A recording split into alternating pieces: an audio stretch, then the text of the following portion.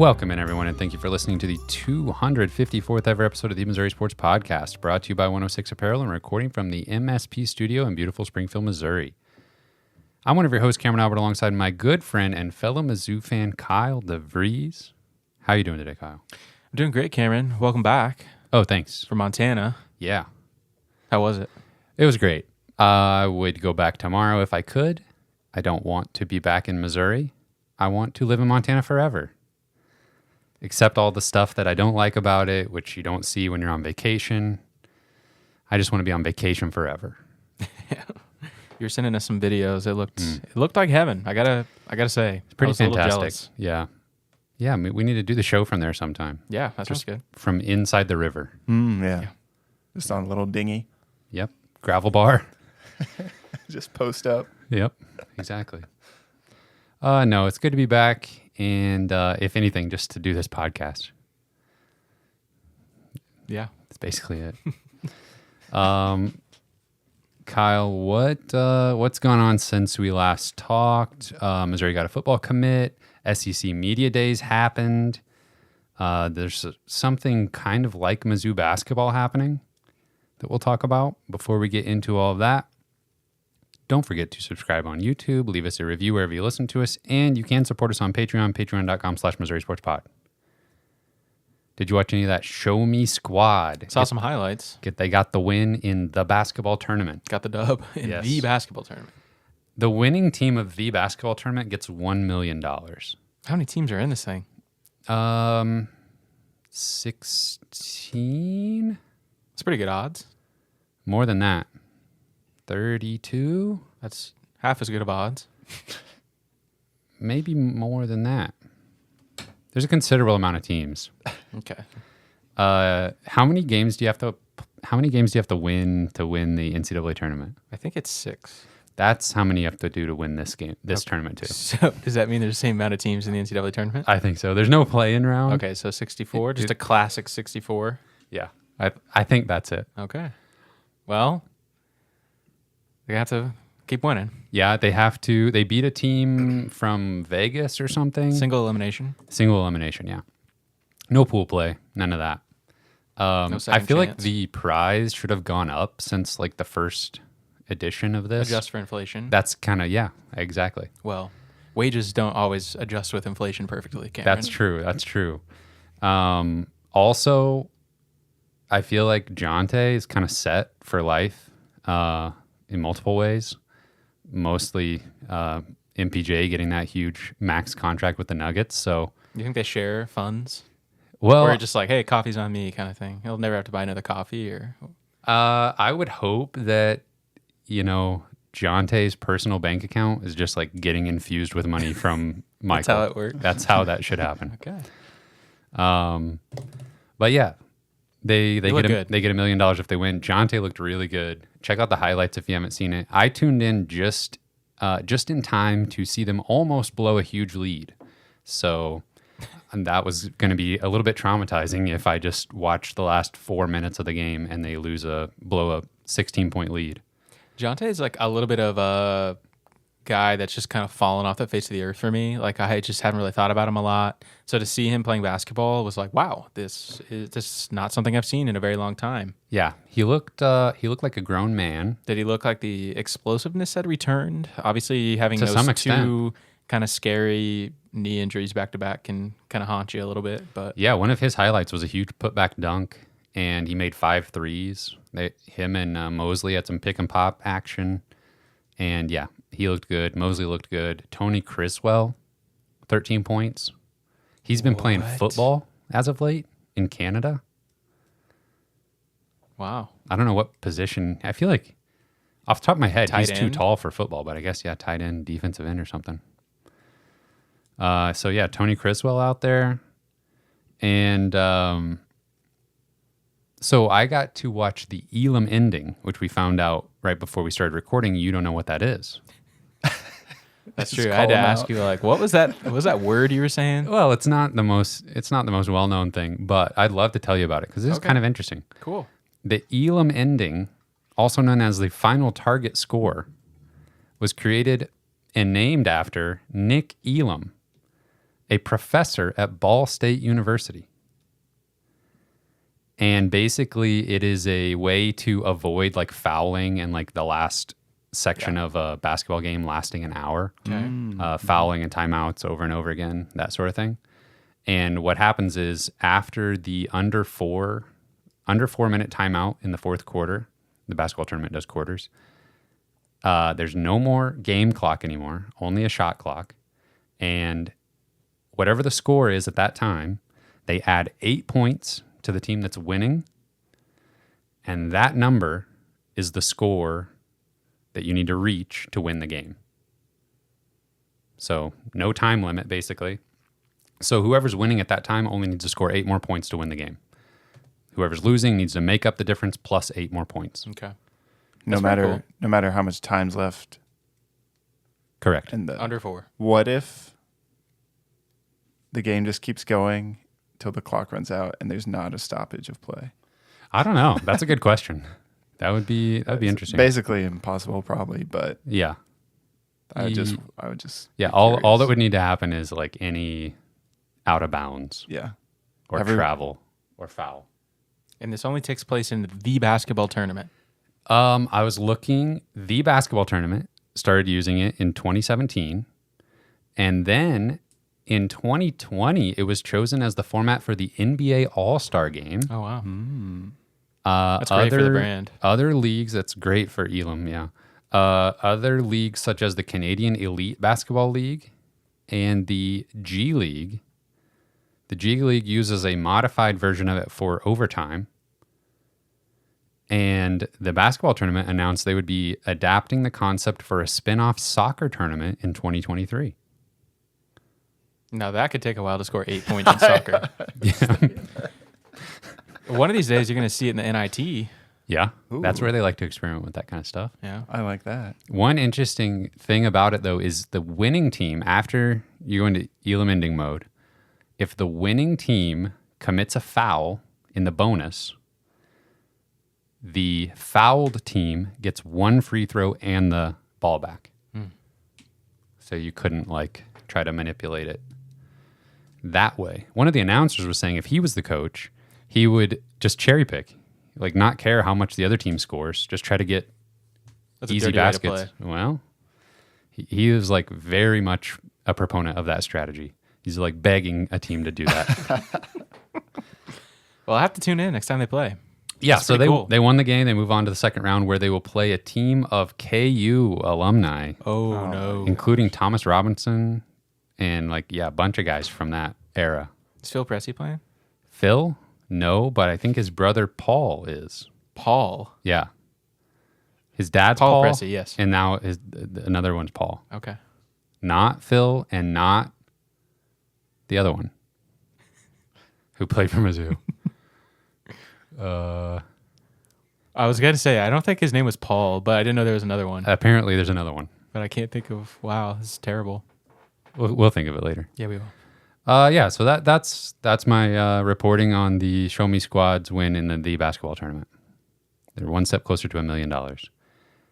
Moving on, Mizzou football got a commitment from Brian Huff.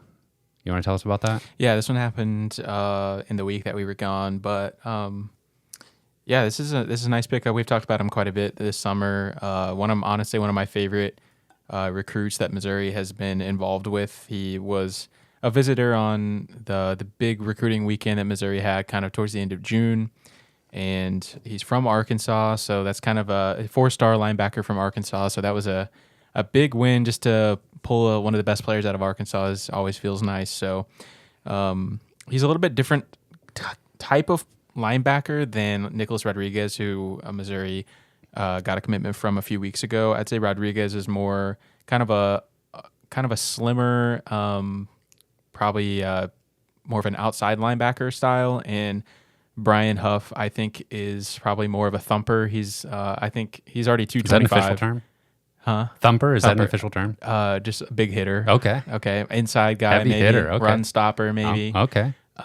He's already 225, and I think he could definitely put on some more weight. So it looks like we got the linebackers shored up for a few years. So this is a nice class for the Missouri linebackers. pulled him out of Arkansas. It's beautiful. Segue. Arkansas. Missouri, Arkansas was in the news the last few days. And I don't even remember what started it. Some Arkansas affiliated reporter was talking about how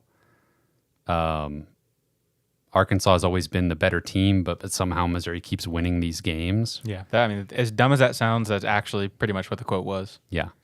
How accurate is that, first of all? It's just, first of all, I want to get this out of the way.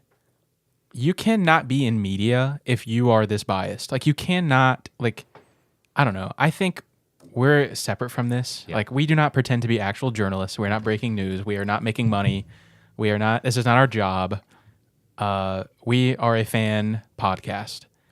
I think this person would actually, he's showing up to SEC Media Days. He considers himself. We would if we could. I suppose.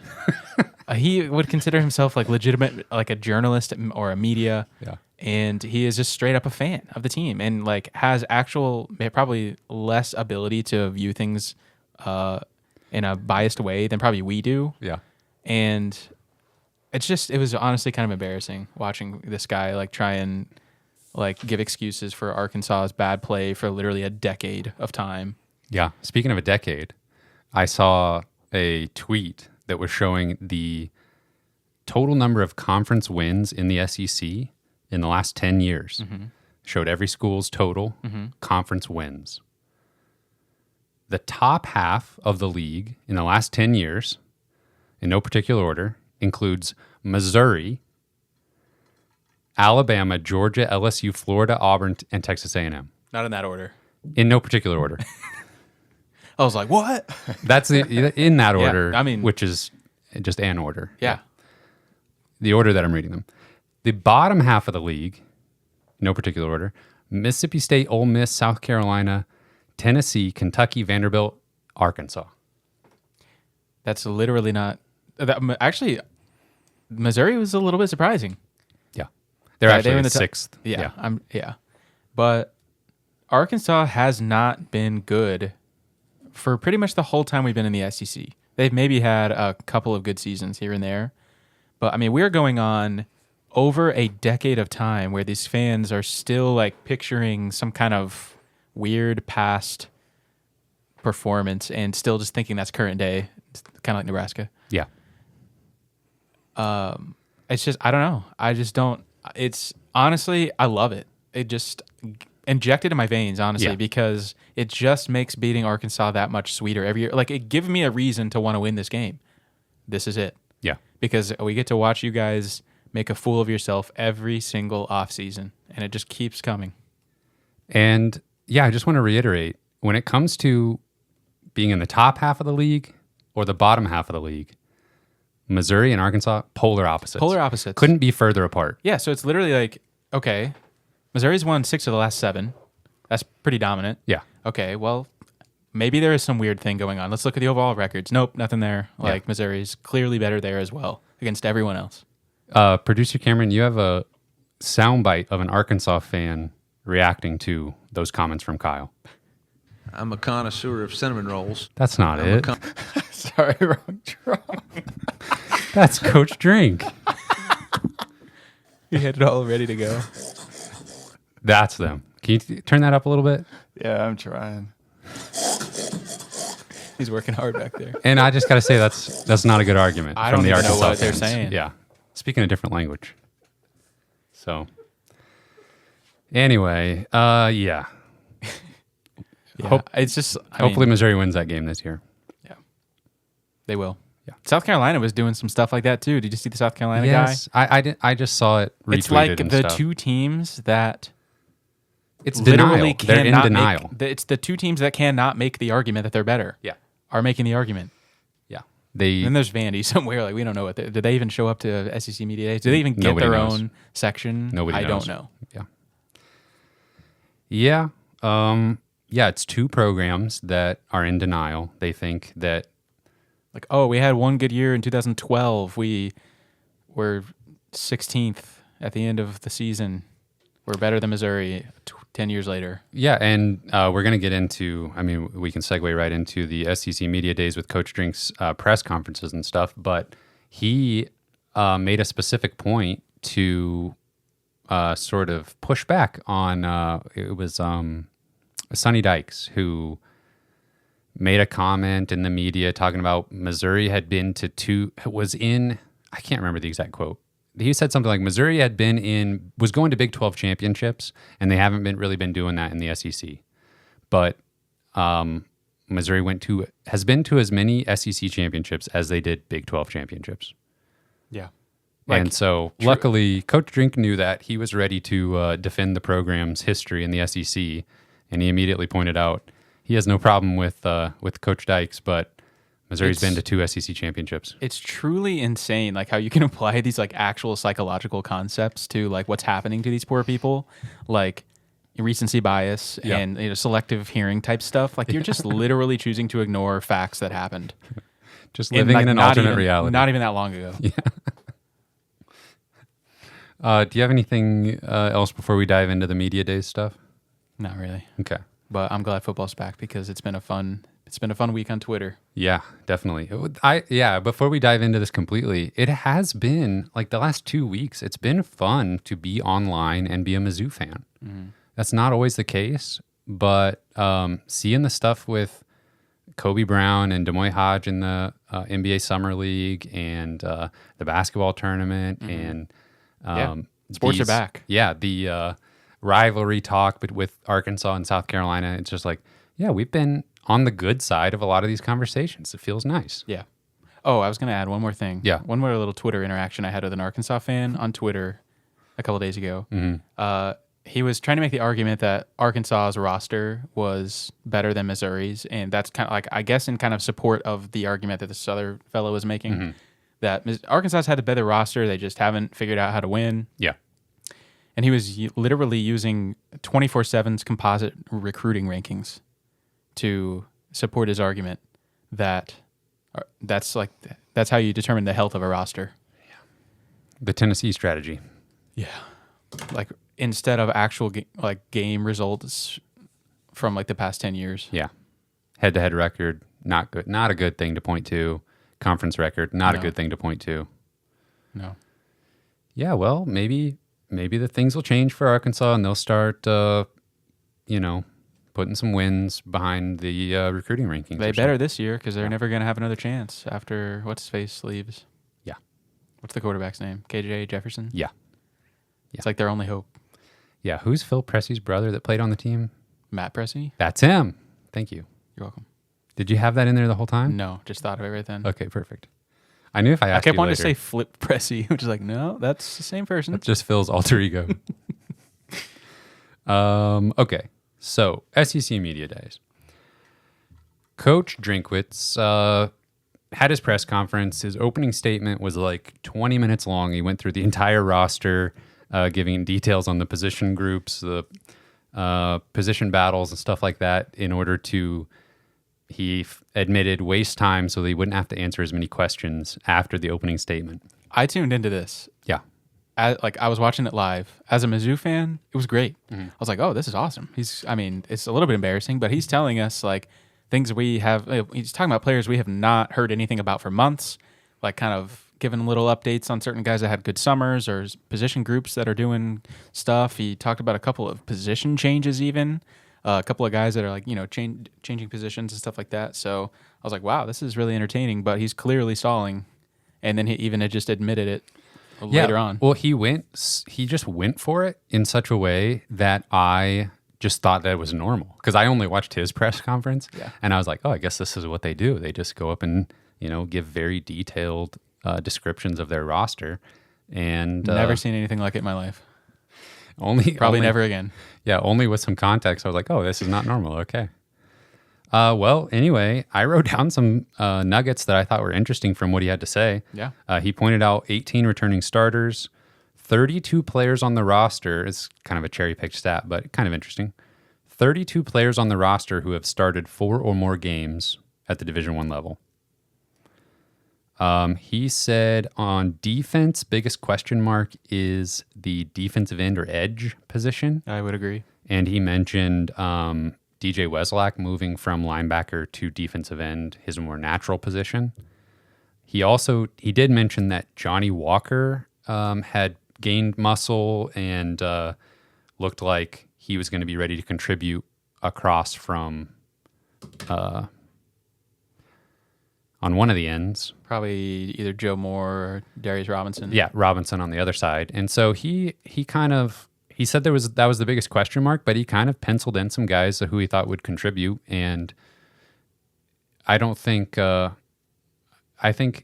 talent that's there for that to still be the biggest question mark is not too concerning right now. Yeah.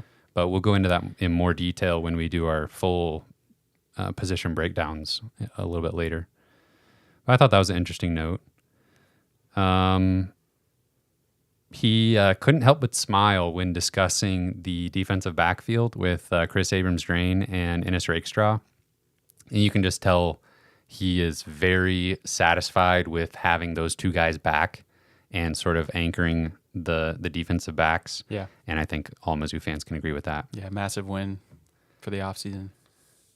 On offense, I thought it was interesting when he talked about the running backs. He mentioned Schrader and Pete returning, and then he basically said, "Here's 4 guys that need to show that they can defend or pass protect and pick up the scraps basically behind Schrader and Pete." So if you were maybe on the Tavoris Jones train, That was me.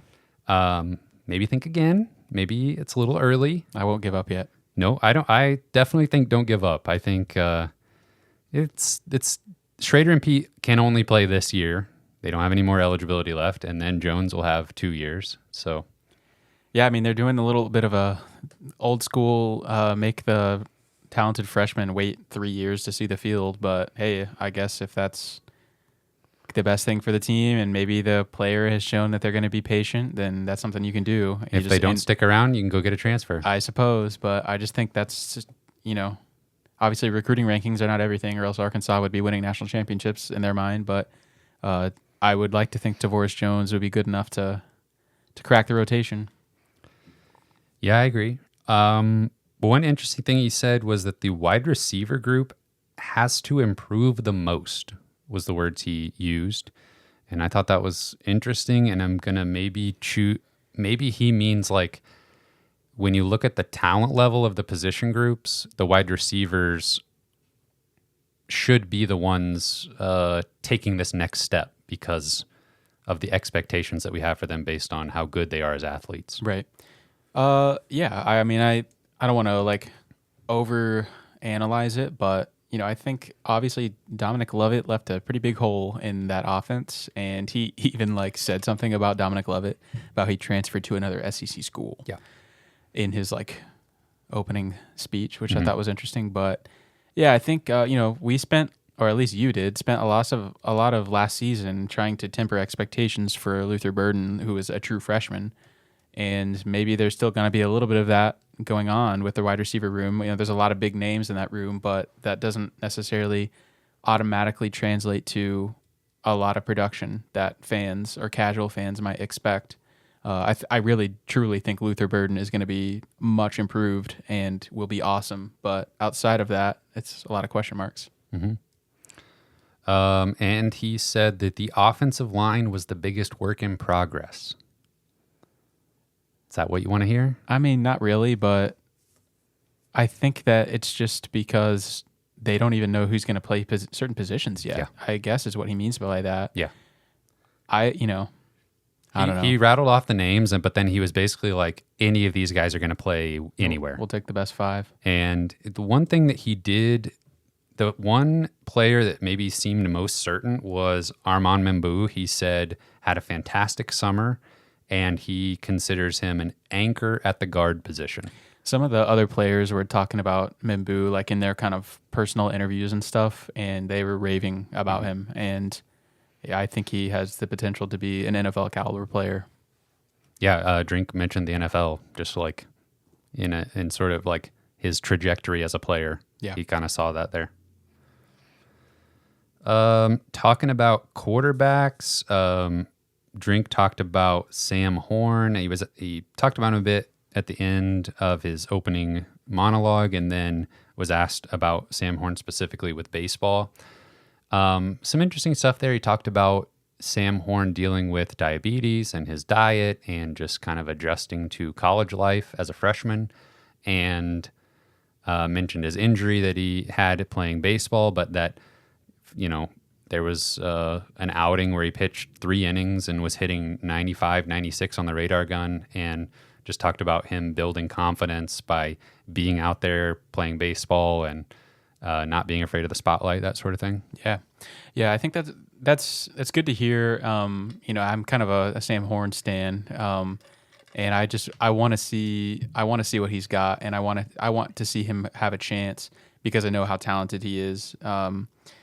That's totally understandable. Just from a self-confidence standpoint, to just not be taking actual reps for like an entire year and to just kind of be thinking like, did I make the right decision? Is this really something I'm good at? And then going out and then doing something inhumanly athletic is probably like, all right, yeah, I'm capable of this. And so I can see that. And, as a 18, 19-year-old kid just adjusting to college life, I'm sure that's something that not everybody, does super well those first couple of years. So it's understandable that, he needed a little bit of time to adjust, but it sounds like he's kind of learning how to do so. Coach Drink talked about Brady Cook and how he was sort of I'm putting words in his mouth a little bit, but we can interpret it to mean he is the assumed QB1, even though there is a quarterback competition. It's basically Brady's job to lose is what I took from it.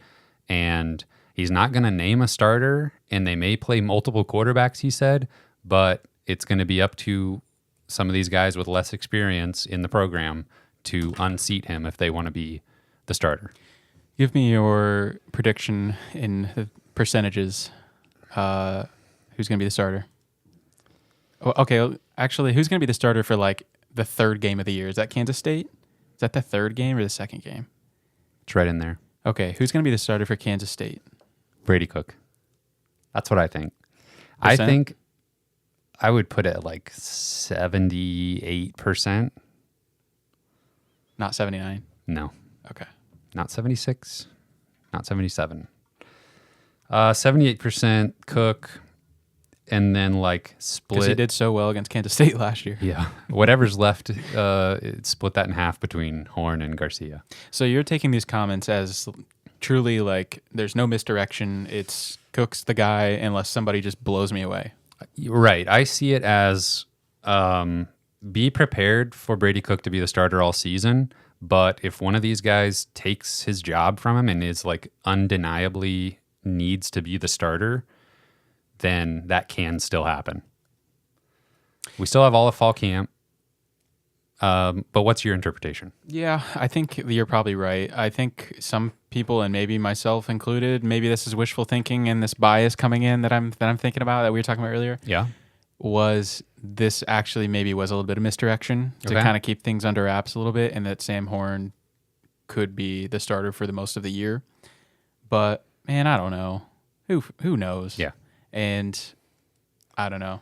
I think most of the offseason I was thinking like I'd kind of come to grips that Brady Cook is just going to run it back with Brady Cook, and we got a lot of the defense returning. Let's just see what happens if we can get marginally better on offense. And maybe that's the best decision. I don't know. Rather than taking the home run swing. Well, and I think that I'm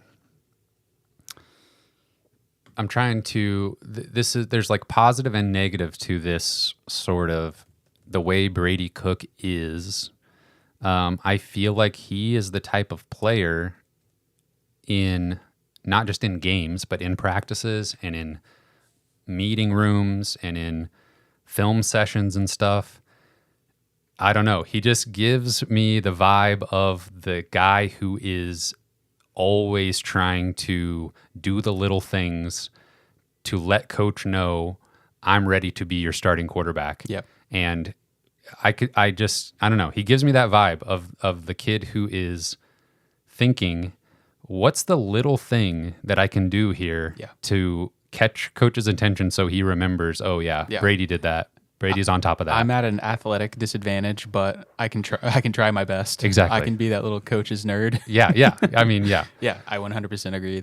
And it's working. Yeah. He's very competitive, wants to win. I'll take that. And Coach Drinkwitz has a tendency to not always favor like the Not most always choose the best guy. Well, I was going to say those little intangible things, those little preparation things, and just the continuity within the system. Obviously, we know that Coach Drinkwitz values that stuff to a fault.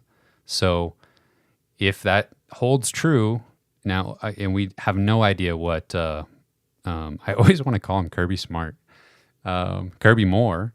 We don't know what his evaluation of the situation will look like, but maybe he could, swing things if he has a different opinion. But what we know about Coach Drinkwitz, what we know about Brady Cook, they are like a match for each other as far as like mindset, I think. Especially with all the other things surrounding the team and the defense coming back strong, that sort of thing. Solid wide receiver group. I don't know. I see Drinkwitz kind of taking the safe approach. I think I agree with you. Now, perhaps it comes to fruition that the floor with Horn as the quarterback, that I think that's what it's going to come down to, is who has the highest floor if things go poorly, who's going to keep us in the game and not lose it for us. I just hope they give him a chance in those first couple of games. Just get him out there at least. Give him some reps. See what he can do. Yeah. And I got to think that in the back of Drink's mind, it's like if we turn it over to Horn and he struggles, like Brady Cook's going to be sitting there just like, I don't know. I wouldn't want to deal with that. Do you remember when in the Kansas State game, maybe you were already like just checked out at this point, but they turned it over to Jack Abraham to see what he would do, and he just comes in and promptly throws 2 interceptions on 2 straight throws. Mm-hmm. Like it showed Brady Cook on the sideline. He just looked devastated. I like felt sad for him. I felt sad for myself that I was watching that game too. Yeah, that was a rough one. In Coach Drinkwitz's comments, he mentioned actually going from 2-4 with a couple of the losses that they had to, turn it around and finish the season 4-2. He was kind of giving his team kudos for that. And I think we talked about it last year that 2-4 start was rough, but somewhat predictable. Yeah. And honestly, let's see, how many games did they win? 6? Yeah. Very easily should and could have won 8. Yeah. Yeah, they were much closer to an 8-win team than they were a 4-win team. Oh yeah. Getting out of the personnel talk, Coach Drinkwitz was asked about NIL stuff, which is always a topic, and specifically for Drink, since he's been so active in that department. And I thought it was interesting, considering how active he's been. He kind of dodged the question a little bit and just said he leaves it up to the athletic department and the AD to handle all that kind of stuff. But he went out of his way to specifically mention by name, like everybody in the state of Missouri government who like helped in the process. Yeah. Thanks to those who have really run with this. I'm not involved at all, but also here's the very specific names we've worked with. Yes. I'm at this point, I'm totally fine with Coach Drinkwitz just sitting one out and not trying to navigate something that's kind of complicated, because we've seen what happens when we try to do that. We talked about last time about the new NIL law in the state of Missouri that just went into law about now that Missouri signees can receive NIL money, NIL deals. I don't really think there's very many states. And the coaches can directly orchestrate that. Right, which is a decision made at the state level, not the SEC or the NCAA. That's purely just the state of Missouri putting that into law. And so that was a very progressive thing for us, and it's a very helpful thing for us, because in recruiting we can say to recruits, you will get money 6 months before anywhere else you can go, at least right now. Yeah. And so that is a huge deal, and it's a big change. And so what threw a wrench potentially in Coach Drinkwitz's plans for how he was going to attack media days was literally Greg Sankey and his opening statement of SEC media days kind of saying he was not really in favor of that. Yeah. He was not in favor of, the decision-making happening at the state level, and, I don't know, the states being able to control the conversation, and I don't know, Right. things getting out of hand a little bit there. Yeah, well, and from his perspective, he's got to be thinking he's not loving the idea of one of the SEC member institutions basically creating their own leg up on the competition in the NIL space. And he's probably thinking, I'm sure he had athletic directors and coaches hitting him up like, hey, what are we doing here? Some states and some programs are just going to be taken off with random NIL laws, and we have to deal with our state legislator and governor to try to get this stuff done. Yeah, what's Greg Sankey going to do against Exactly. state governments? Yeah. What's the NCAA going to do? Yeah. You know, we've got an interesting situation here. It just continues to get more interesting. But for this very specific time in history, this is a huge advantage for Missouri recruiting, and I think it could literally be the key for Missouri landing some huge fish this class. Yeah. But you better enjoy it while it's here, because I don't know that it's going to last forever, or other states are going to catch up. But yeah, I don't think the SEC can do much to like try to roll this back, but I could see them being like, okay, other states, here's what Missouri's doing. Yeah. Can we get something going here? encourage other people to kind of catch up. Yeah. Yeah, so that was interesting, kind of seeing him like come out and just like showing direct opposition to in our minds, progress that Missouri had made at the legislative level. So I'm sure Coach Drinkwitz was completely aware, and I'm sure he's probably already aware that maybe they didn't have the conference's support on that. And so he's just like, yeah, I'm not going to try and just answer this at all because I know it's just a taboo thing right now. Yeah. Yeah, but don't get it twisted. He is very involved in all of this stuff and is one of the major players pushing for this legislation. When when Ari was on campus last month, I'm pretty sure he literally took him to the state capitol to like this is what we're working on. Yeah. This could be you this winter. Yeah, and Coach Drinkwitz, talking about NIL stuff, was like mentioned Luther Burden and his brand deals and the pizza deal that is some of the defensive players have now. It's the only weapon we have right now. Yeah. Yep. No thoughts from Drinkwitz on AI, though. That was actually hilarious. Yeah, it's like the same guy who was just asking everybody about AI. I said that to producer Cameron before you got here. I was like, this reporter had to have just been asking every single coach what they're doing with AI. Yeah, honestly, and what's his face LSU coach Brian Kelly was the first one to go, and I was watching his, and like I was like, oh, this old man is not gonna know what to say. And he just actually responds with like this very articulate response. And I was like, okay, somebody prepped him well. Yeah. But, Coach Drinkwitz was just as flat as ever. It was just like, I have no thoughts on AI in college football. Yeah. And that was like it. Somebody in the football program is thinking like, okay, maybe we do need to look into this. Because, Brian Kelly was talking about how they're using it for like to create recruiting profiles to like find kinda prospects like for them. Yeah, exactly. Interesting. Let's see. Anything else from SEC Media Days that you want to talk about? Did any other coaches have anything interesting? I saw, or you were saying something. What's his name? Ole Miss coach. He was. Lane Kiffin was saying the state of college football is a disaster, just with all the NIL stuff. I can't even blame him, honestly. He looked awful too. Like his hair was all disheveled, and he was like, "Yeah, college football is a disaster." Like he looked like he just hates his life, and trying to deal with this stuff. It's the wild, wild west. I can't say I envy having to deal with. It's just being pulled in a million different directions right now. Yeah. Coach Drinkwitz, he kind of comes across as like, I don't know. He sometimes like comes across like a robot where he just like is just taking in information and just thinking. Well, one reporter asked him like a very like AI in the weeds, like maybe X's and O's question. Maybe that's why he was like, just don't say anything. Maybe Eli Drinkwitz is act AI. Act normal. They're on to me. He was asked like a very X's and O's question about like Kirby Moore's offense and some of these scheme Oh my changes and gosh, stuff. yes. I was like, oh, this could be interesting. And then just in-depth thing I've completely ever heard. over my head, somebody who knows Well, I mean, offensive scheming He better. basically was just talking about how there's horrible lateral play calls they do. Yeah.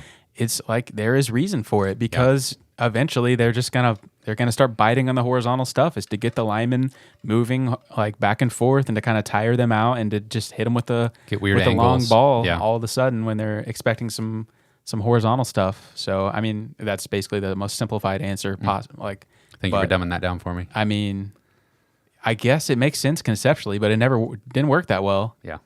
But yeah, it was funny just hearing him just like go off. Like, okay, That was where I was like, okay, he like turned on like football mode, like Yes. X's and O's mode. And he was like, okay, I can talk about this. I'm pretty sure Kirby Smart. That's Georgia's coach, right? Kirby Smart. You were saying that Not earlier. Kirby Moore. Not Kirby Moore. Kirby Smart. I'm pretty sure took like a friendly jab at him for doing a hour-long opening statement, like mention every player and coach on the team. Just do it yourself, I guess. I guess. I mean, some of the coaches like answering questions. Coach Drink likes it, though. He pretends to not like it. I think so. Yeah. He likes talking to Paul Feinbaum. Yeah, that's his best friend. I do have one more thing to talk about that's not football related at all. That should have talked about earlier, but I was gonna say one more thing on football. yeah, One more thing on football is Chance Looper and Xavier Simmons, two Missouri football players, are going to have to medically retire this offseason. Simmons had a really bad knee injury last year. I think he was a freshman last year, was playing on special teams, and it must have just been an awful knee injury if he's having to medically retire. And then Chance Looper had some kind of health issue, kind of undisclosed health issue last year, literally popped up like the first game of the year last year. And I think it was maybe a heart issue or something, but he is going to have to medically retire as well. So that's a bummer. Liked both of those guys a lot. And so it's going to suck that they don't get to play. yeah, definitely. Speaking of wide receivers, I had one more thing. Drinkwitz was asked about Luther Burden's, or he was kind of asked about Dominic Lovett and Luther Burden moving to the slot position where Lovett had previously played. And Drink sort of he sort of implied that they're going to try to use Luther Burden in the slot and basically have a game plan where he is pretty much interchangeable with Mekhi Miller. And so that's kind of exciting. I don't know, just seeing those two guys come in and out for each other and knowing that whoever's in the slot is more than capable of taking it to the house. And I don't know, I could just see both of those guys getting a lot of targets and them, especially with Luther Burden, being able to do some creative stuff with him out of the slot and having Theo Weiss and Mookie Cooper on the outside. Yeah. I'm pretty excited for the wide receiver group, no matter who's quarterback. Yeah. Luther Burden and Mekhi Miller for sure. Quarterback's best friend. Just sure-handed, chain mover, slot guys. Love it. Okay, so I wanted to talk about we did our Uncut Diamonds review last week, and we were talking about the video coverage of the Mizzou athletics teams and stuff. I did want to give a shout out to the basketball team has putting out newcomer videos, and there was one on Caleb Grill and one on Jesus Calarera. I don't know if I said that right. So you got a little something there. Cool. But when I watch those videos, I'm not even listening to what they're saying because there's B-roll of practices going on the entire time. Watching, who was that? Who did Yes, that dunk? exactly. Yes, exactly. And that was just another thing to be excited about this past week was seeing those videos come out and looking in the background at Sean East and Nick Honor, and then seeing Trent Pierce on the practice floor for the first time. I don't know. That's a YouTube thing? I saw it on Twitter Okay. both times. They probably posted it on seek that YouTube as out. well. But yeah, I'm always looking for what the players are doing in the practice and stuff. They're having some open practices too, so that's exciting for the fans that can make it to that. Yeah. And you were saying the basketball team is taking a trip to Jamaica. Next week. Mm. Yep. I think they're going to do some scrimmages over there. Probably more about the camaraderie than anything. But still play a little ball. It's a nice place to go to play some basketball. Anything else for the folks this week? I don't think so. I'm just glad Drink didn't get himself in any trouble. He was trying so hard. He He was so stressed. The second press conference, he was led into a certain conversation. I think talking about another coach or something. I can't quite remember. And It was probably Tennessee. He started down this path, and then he just caught himself and was like, "And you know what? I'm going to end that answer there, and just move on." He's learned. Maybe we'll see. Yeah, Paul Feinbaum, literally the first thing he said to him was about Tennessee vacating wins and what that does for Missouri's record. Yeah. Drink was like, "You're trying to get me on this." And he's like, "I'm not a gotcha guy. Right. I used to be, but I'm not now." I'm like, "Okay." I think that's a lie. I stopped doing that yesterday. You didn't know? It's my first interview not trying to do gotchas. All right. Well, I guess that's it for this week. So let me get my list of names here.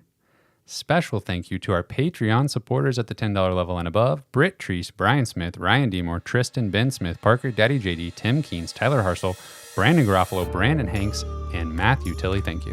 Thank you very much, gentlemen. You can find this podcast on Apple Podcast and Spotify. We're on Twitter at Mizzou Sports Pod, and you can email us at MissouriSportsPod@gmail.com. You can find our t-shirts and stickers on our online shop, MissouriSportsPod.BigCartel.com. Thank you everyone for listening. We will see you next week.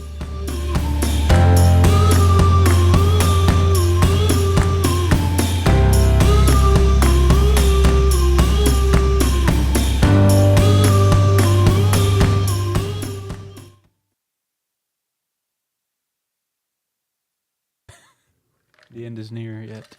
Clap. At least I didn't play a mattress ad. Oh my God. I literally